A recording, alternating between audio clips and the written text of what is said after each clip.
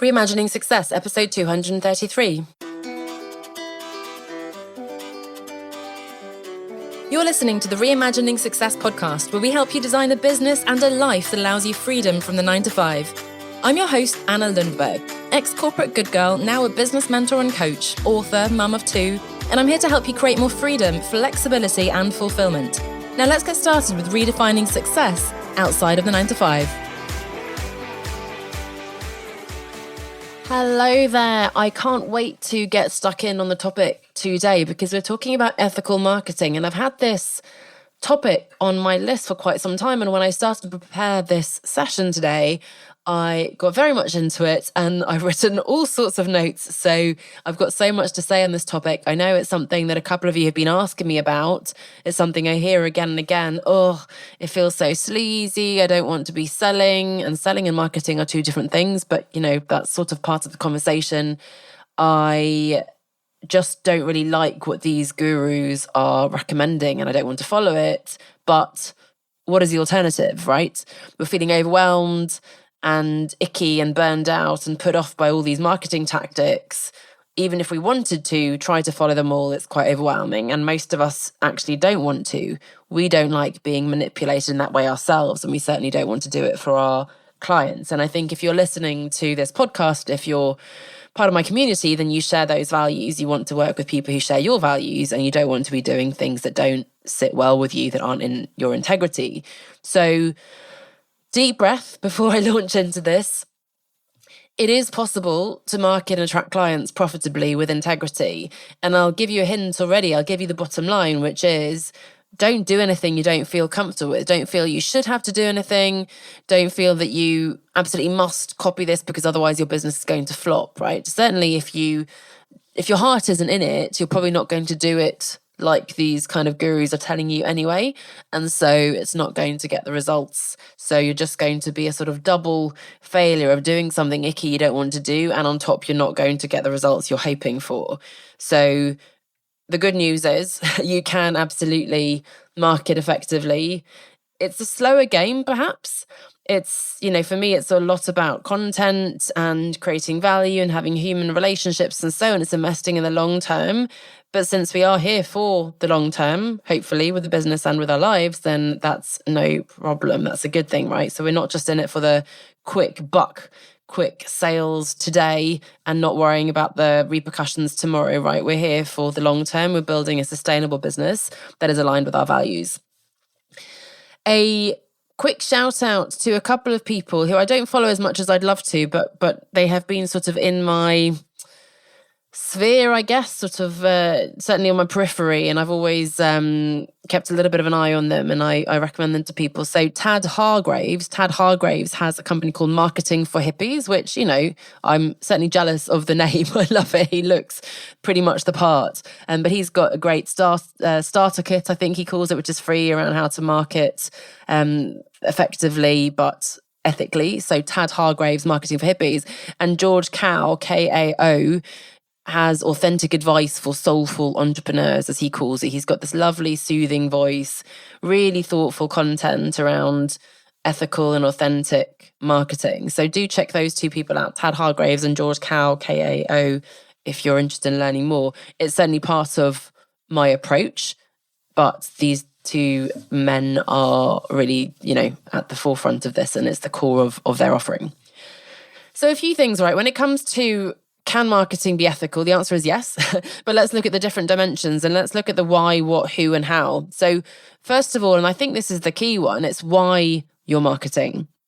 And I think this is really how you judge if something is ethical or not when it comes to your marketing. So your intent, is your intent to scam someone, to sell a lemon, as I guess they call them in the sort of the car sales terms, or as a melon, as my daughter would say? Is it to scam someone, to sell them something they don't need, to just make that quick buck, to make as much money as possible? Or is it to genuinely help someone? And that seems like an obvious question. And again, I can only assume, and I know that you are in the latter camp, right? So that again should reassure you that if you're marketing with the intent to reach more people with your message, help more people, bring more value, then you're already coming at this from the right place. And that's already, if not going to guarantee, at least going to lay the foundations for an ethical marketing practice. So while you're marketing, right, ask yourself what your intent is. On that sales call, are you just there to push your program? Or are you there to genuinely find out who this person is, what they're struggling with, and if and whether and how you might be able to help? So the why you're marketing is super important. Next, what you're marketing. Again, pretty obvious. And the classic example is maybe cigarettes. If you're marketing something, arms, weapons, I don't know, that's obviously unethical, illegal, whatever it is, drugs, for goodness sake, pharmaceuticals, let's not get in there into that, then, that's doesn't matter if you use lots of authentic marketing practices, and you probably won't, because the thing you're marketing is harmful to the person using it, to society, and so on, right? Versus, are you marketing a service that you genuinely believe can help? You have proven results, you're passionate about this, you've gone through this transformation yourself, you've helped other people, you've learned how to do it. That's a very different place again. So if you're marketing a product or service that you genuinely believe in, that genuinely can help people, again, good foundation for ethical marketing. Who you're marketing to. Obvious example, to children. I think, there was a big thing a while ago, probably a long time ago, but certainly after my childhood, when we're not allowed to market, cereals with fun cartoon characters and so on, and certain toys and things to children, that's deemed unethical. To the vulnerable, to people who can't afford what you're offering or wouldn't actually benefit, right, of just trying to force it on to any person who gets onto my sales call, I go, yeah, definitely, you should do this program, even though actually I don't believe I can help them. And that's really difficult, because if you're coming at this from a place of scarcity, meaning, I need clients and I really want this sale, then you kind of come to that call wanting to get the client at any cost. And it's maybe subconscious, but there is that kind of urgency to wanting to grab that client, and grab is already telling you that it's the wrong intention there. So the why you're marketing, your intent, the what you're marketing, the product service, and the who you're marketing to, someone who needs what you're offering, can afford it, will benefit from it, right? Now, the one I have the biggest chunk, a long list in particular of unethical things that are a bit more nuanced, is in the how. So when it comes to, and I'm sure you've experienced some of these tactics, at the end, this is quite subjective. So this is my view on what's ethical and not, right? And ethics are quite personal, but related to your faith, related to your own individual life experience. We were watching, gosh, I always give these really lowbrow TV references. Outer Banks, I think we're on series 3. Anyone else watching that? We love this. My partner Luke loves these kind of coming of age things, and it's quite exciting, bit of a thriller. They're searching for El Dorado right now. Anyway, recommendation for some light entertainment. But there's this guy in the 3rd series who turns out to have been around the whole time, and he's just so confident and arrogant and self-righteous, and he's, happy to kill people and force people into getting what he wants and so on, right? So I think I was genuinely thinking he must have grown up in a difficult environment, and he's learned that's the only way to get ahead and so on. I'm laughing, but it's quite tragic if it's a real thing. But those of us who've grown up in perhaps a sort of a slightly different society where I have generally not broken the law and, I'm a very good girl, then that just seems so far removed. We used to do an anti-corruption training in my corporate days, and I found it so ridiculously wasteful of my time, because of course I wouldn't be corrupt. But it turned out that in some parts of the world, there were things like, paying the customs officials to get your products through and so on. And that was just a no-go for this Cincinnati-based company, which was good. Anyway, enough of that little interlude. Outer Banks is the series. So within marketing, there's this idea of psychological manipulation, which I think we find really difficult. And it is tricky, and that's very subjective, because where do you draw the line between really effective, impactful copywriting and tricking people? And I think there's that grey area. There are some obvious lies and false claims, but then there's the kind of using psychological tactics.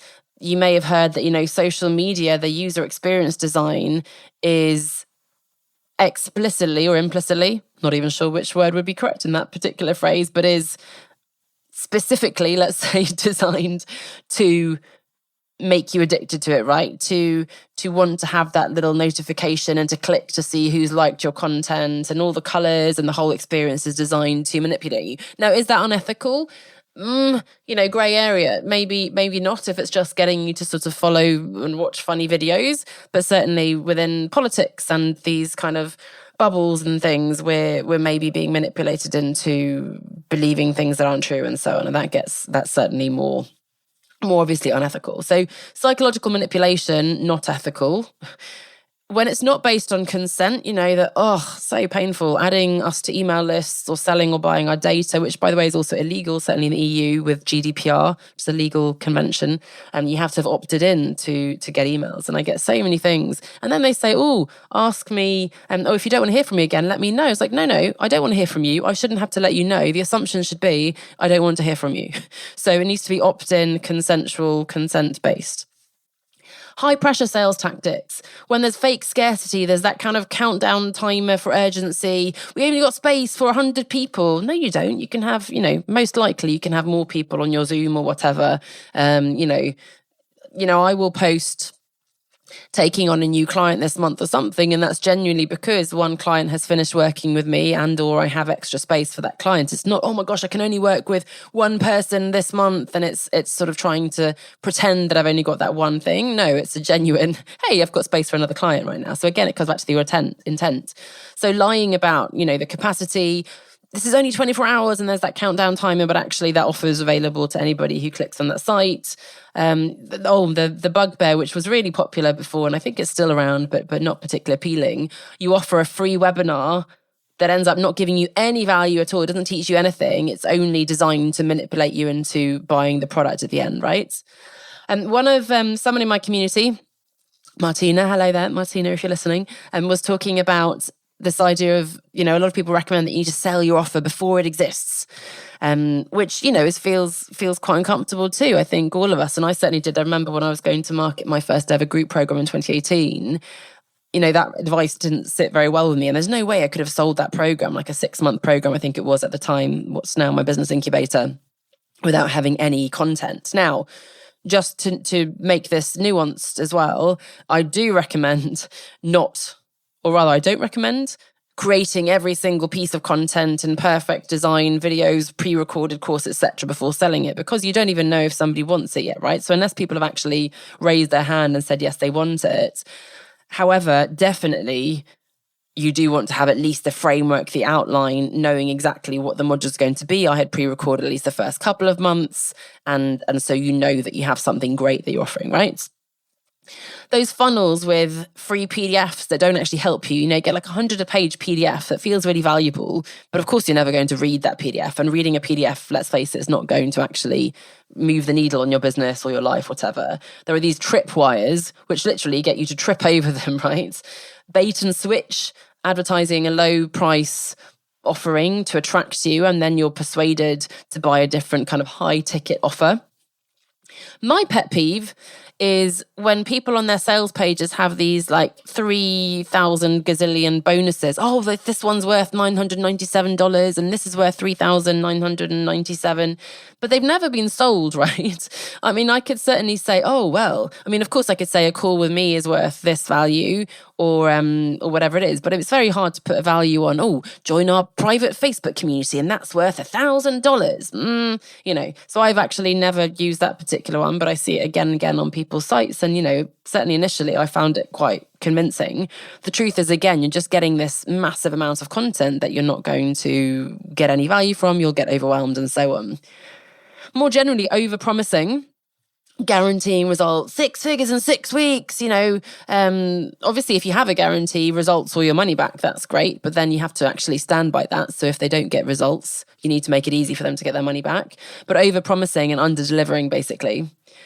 A little specific one, but it's happened again and again. Not so much in my group, actually, but when you're selling your own services in another expert's Facebook group. Now, a lot of people have those threads where they say, hey, Monday, promote yourself day. And that's really nice. And that's one of the reasons why people are in that group. My group is more like a community where we're sharing. Obviously, I'm marketing my services because that's why I'm running it as a free group, but luckily, it hasn't been so much of people spamming and so on. And I'm happy to I had someone recently who said, oops, I didn't realize you were sort of marketing something similar to me. You can kick me out of the group if you want, but I'm fine with that. Again, it's the sort of mindset of abundance rather than scarcity.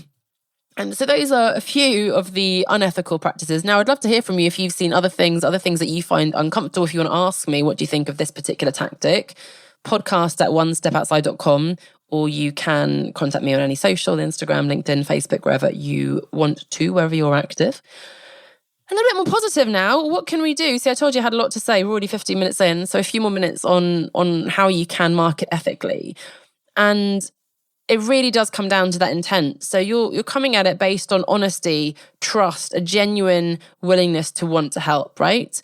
Focusing on the human being in front of you and how you can help, rather than the number of followers, the number of people on your webinar, the leads, the email list. I can be frustrated that I've only got X number of people on my email list, but that's amazing to have 100 people, 200 people, 2,000 people, even 10 people on your webinar, 3 people. Each of those people is taking their time, they're trusting you, they're showing up. So my goodness, give them the incredible value and don't think, I've only got 75 people on my list or only got 3,000 people, wherever you are. It's the person behind it. So I think that's the main intent. You're growing your audience and reach, not because, I've got to grow my reach, but because I want to reach people with more, with my message and help more people. One of the things that I think I saw from George Cow, just as I was looking at their websites to recommend them to you, was actually separating content from sales, i.e.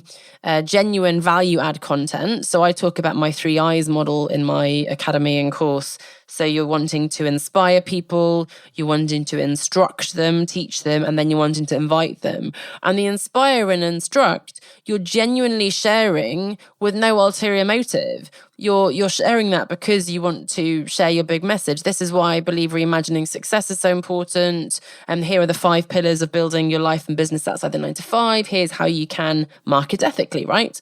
I'm sharing this content genuinely because I think it's an important topic and you've asked me about it, several of you, and it was interesting for me to reflect on as well. Of course, I would love it if you listen and think, wow, I love what Anna's saying and I've been following her for a while and I really want to work on my branding and business model and so on with her. That would be amazing. But I can't come at this topic and at this free podcast with a sense of entitlement that creating all this value is going to get me lots of clients, right? I'm coming at it from a genuine place of helping. And then hopefully that value, that content will establish my credibility, build trust. And in the long term, that's going to influence and impact my business, build my business. So that's content. Specifically then for sales calls, they are then separate events, right? So I might have the free podcast and obviously I have calls to action at the end. I run workshops, sometimes free, sometimes paid in the Facebook group or on Zoom. But there's a clear line between, hey, I'm actually genuinely sharing value here, or hey, this is how you can work with me. They're 2 different things. So sales calls are one specific way to invite people to work with you, right? And again, I think I mentioned this before, you're not just pushing your program, not saying, right, everybody has to join my business incubator or bust. It's a genuine conversation, trying to understand the other person's needs, their situation, whether or not, and also financial situation, by the way. I always want to understand where they're at because I've been burned by that before. It's not that you're making an assumption as to whether or not they can afford it, but if someone is in a desperate situation, they probably shouldn't be investing in my long-term brand building support, right? Because they need something right now and they don't want to get further into debt. So you're genuinely trying to understand how you can help them if you can help them. And then you can, and I do, recommend free content or recommend someone else if you're not the right person for them. And what we're talking about is deepening your connection with your audience, right? You're really investing in these relationships. I've got people, and I love you. I say thank you. You know who you are, who have been in my community for so long. And some of you have worked with me, some of you haven't, and that's okay in the sense of actually paying me. We're deepening these connections. I know that some of you very kindly have recommended me to other people. You're willing to write reviews on the podcast or the book. You show up and hopefully I'm playing at least a small part in your journey, even if we're not working in a paid program together. And that means a lot for me personally and for the business, I think. So you're investing in the long term, and it's slower, yes, but it is arguably much more powerful. So again, the bottom line is to be yourself, to show up with that genuine intention to help, and ultimately not do anything that you yourself would feel uncomfortable with, either on the receiving end or on the giving end, right? So don't just go, oh yeah, I've got to have a tripwire and I've got to do this webinar, and what's the exact template that someone's going to give me for the emails, for the webinar structure, to manipulate people into buying, brainwashing them, indoctrinating them, I think is the word they even use. Now, that's not to say, caveat here, that we shouldn't be learning how to write effective copy or working with copywriters or structuring webinars effectively and so on. But there's a lot of transparency. I like to say at the beginning of a workshop, by the way, I'll be sharing, certainly if it's free, how you can work with me in a paid capacity at the end, obviously no obligation and so on. In the sales call, I'll say, I'd love to understand a bit more about you. You can ask me questions and then we can decide if it's a fit and if so, which program would be best for you. So it's not just, hey, just want to have a conversation and then boom, you try to slam some kind of sales pitch onto them. It's really based on consent as well. So I hope that was valuable to you. Do let me know your thoughts. I'd love to hear what you're thinking on this one, whether you've come across something icky or you're struggling with some particular dilemma. I'd love to have you share with me. So again, any social, Instagram, LinkedIn, Facebook, wherever you're active, or you can email me at podcast@onestepoutside.com, and I'd love to hear your thoughts. And of course, if you found this episode valuable, I'd love for you to share it with other people too. I think, that we can have this growing movement of people who believe that it is possible to market ethically, and we can help each other as well, give each other pointers of what works, what feels good to us, what doesn't, and so on, right? And ultimately, it's a very personal choice. But thanks so much for listening, and I'll see you next week. Bye for now.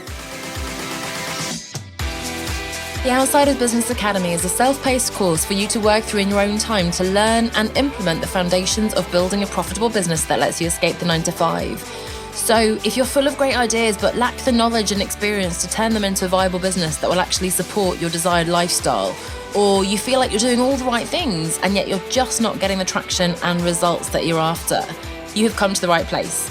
I'm here to help you design a profitable and enjoyable business that gives you freedom from the 9-to-5. Register for the Academy and get started learning today at onestepoutside.com/course. That's onestepoutside.com/course.